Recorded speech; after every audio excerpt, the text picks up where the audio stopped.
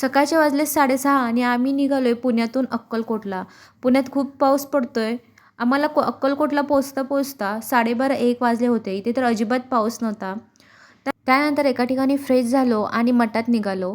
इथे आल्यानंतर स्वामीच्या सानिध्यात आल्याचा भास होतो. औदुंबराचं दर्शन घेतलं आणि आम्ही पुढे निघालो. ऑड डे असल्यामुळे गर्दी खूपच कमी होती. त्यानंतर पुढे वटवृक्षाचं दर्शन घेतलं. हेच ते वटवृक्ष आहे ज्याच्यामध्ये स्वामींचा निवास आहे. दर्शन घेऊन पुढे निघालो. स्वामींचं दर्शन घेतलं.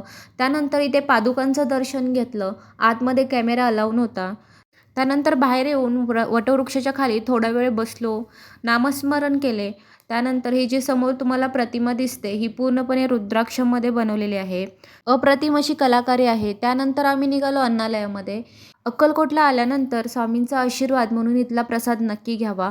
पोटभर प्रसाद घेतला आणि आम्ही निघालो परतीच्या प्रवासाला.